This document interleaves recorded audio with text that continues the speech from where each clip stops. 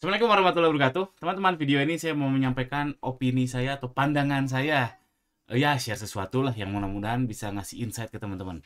Jadi siapa tahu teman-teman di sini ada yang ngalamin dilema antara ngiklan versus profit. Ini real case, tapi ya belum tentu semua mengalami ya. Jadi ini dilema versus ngiklan versus profit. Dilema ngiklan versus profit. Ini pandangan saya. Jadi maksudnya gini, dilema tuh kayak gini. Misalkan ngiklan nih, kita ngiklan, ngiklan,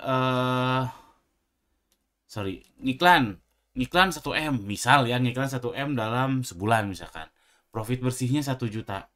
Mending lanjutin ngiklan atau enggak?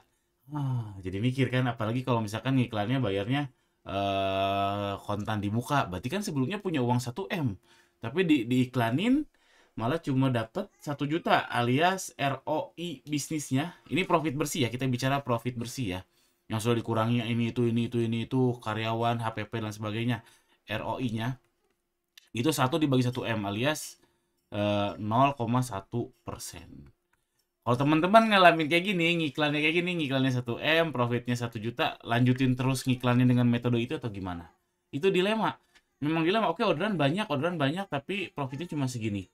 Terus contoh lain, misalkan ngiklannya 1 juta rupiah, profit bersihnya 100 ribu. Oh tentu ini enak ya, karena 10%.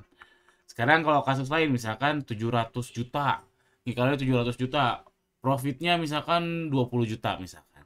20 juta profit bersih untuk diri sendiri misalkan. Ya ini 20 bagi 70 berapa nih? 20 bagi 700, 2, 1 bagi 35 ya sekitar 3%-an. Sekitar 3%. Oke, 20 juta gede. Kalau bersih Anda dapat 20 juta mungkin gede ya, apalagi untuk yang dropship. Tapi ngiklannya 700 juta. Tapi ngiklannya 700 juta. Oke, 20 juta Anda bisa lebih mapan gitu, lebih sejahtera. Ya hidup nyaman, nggak mikirin makan dan sebagainya. Tapi ngiklannya 700 juta, cuma dapat 20 juta. Umpannya 700 juta, baliknya 20 juta bersihnya. Sekali lagi ini bersih ya, ini maksudnya profit bersih. Berarti kan ya omsetnya jelas di atas 700 juta ya.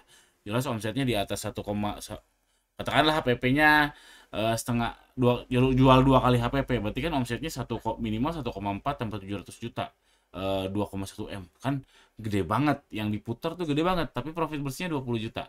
Ini jadi dilema. Satu, oke, seakan-akan nggak ngiklan nggak ada penjualan. Oke. Dua, orderan banyak tapi profit segitu. Nah ini dilema yang mungkin anda alami.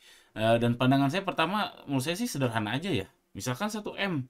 Kalau Anda punya budget 1 M atau berapapun itu, kalau di iklan Anda berapa persen? Biasanya si ROI-nya, profit bersih ya, sekali lagi profit bersih. Iklan berapa persen? Tapi Anda dapat peluang. Peluang misalkan jadi penjualannya lebih banyak, terus jadi lebih terkenal, brandingnya jadi lebih bagus dan sebagainya. Jadi ini berapa persen plus peluang. Nah, bandinginnya sama deposito. Deposito itu kan fixed rate ya. Entah itu apa?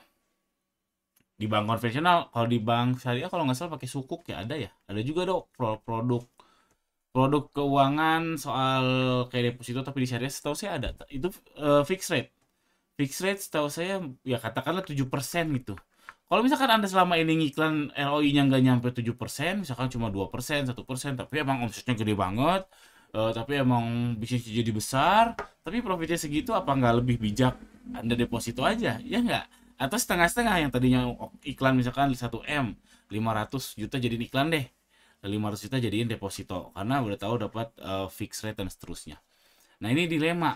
Nah menurut saya paling penting, bukan paling penting, menurut saya angka benchmark yang harus dipantau yaitu angka deposito, BI rate atau inflasi.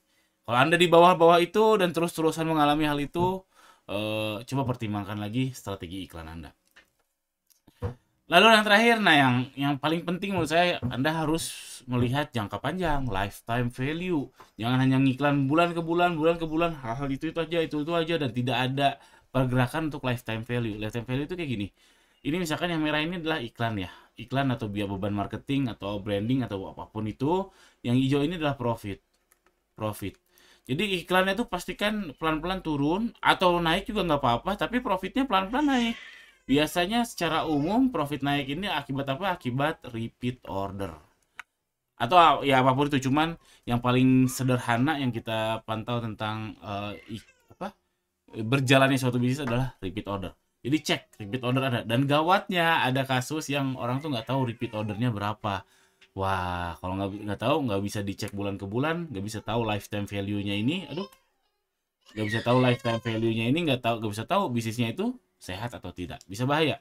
Karena profit harus terus berkembang, walaupun katakanlah di awal bulan ini 1 M, tapi profitnya cuma, atau minus, misalkan minus 10 juta. Tapi pelan-pelan naik, iklannya pelan-pelan turun. Dan ini baik lagi, salah satu indikator terpentingnya adalah repeat order. Kalau repeat order nggak terjadi, saran saya mulai berpikir untuk geser bisnis atau ganti metode. Itu aja pemikiran saya. Ini agak random, mudah-mudahan ada manfaatnya buat yang nonton, ada insight-nya. Jangan lupa subscribe. Assalamualaikum warahmatullahi wabarakatuh.